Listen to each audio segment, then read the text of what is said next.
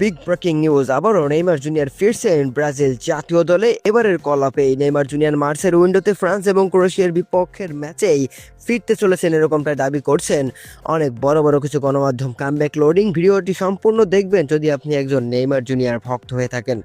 দর্শক, গতকালকের আগের দিন নেইমার জুনিয়রকে নিয়ে গণমাধ্যমের সামনে কিন্তু ব্রাজিলের স্কোয়াড নিয়ে কার্লো আনচেলত্তির সঙ্গে কাজ করা রদ্রিগো কাইতানো তিনি স্পষ্টভাবে বলেছেন, নেইমার শুধু এই প্রজন্মের একজন মহান রেফারেন্স নয়, বরং বহু বছর ধরেই অনেকের জন্য একটি টেকনিক্যাল মানদণ্ড ও আদর্শ হিসেবে বিবেচিত হয়ে আসছে। মূলত রদ্রিগো কাইতানোকে, যিনি আসলে ব্রাজিলের স্কোয়াড নিয়ে কাজ করেন কার্লো আনচেলত্তির সঙ্গে, নেইমার ব্রাজিলের স্কোয়াডে থাকবে কিনা তিনি তাই স্পষ্ট করে না বললেও টেকনিক্যালি কিন্তু নেইমারই যে হতে যাচ্ছে ব্রাজিলের তুরুপের তাস, সেটা তার এই কথার মাধ্যমে স্পষ্টভাবে বোঝা যাচ্ছে। এরপরে গণমাধ্যমগুলি স্পষ্টভাবে প্রকাশ করছে কার্লো আনচেলত্তির টেকনিক্যাল স্টাফরা নেইমারকে নিবিড়ভাবে পর্যবেক্ষণ করছে এবং আগামী 2 ম্যাচের জন্য স্কোয়াডে রাখার ব্যাপারে খুব দ্রুত ইতিবাচক সিদ্ধান্ত আসতে পারে।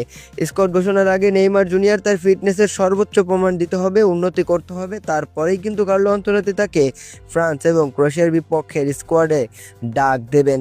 মূলত নেইমার জুনিয়রের সামনে আছে 2টা ম্যাচ, এই 2টা ম্যাচেই দুর্দান্ত পারফরমেন্স করতে হবে, ফিটনেসের পরীক্ষা দিতে হবে, তাহলেই হতে পারে আমাদের 3 বছরের অপেক্ষা অবশেষে ফুরাচ্ছে, নেইমার জুনিয়র ফিরছে ব্রাজিল জাতীয় দলে।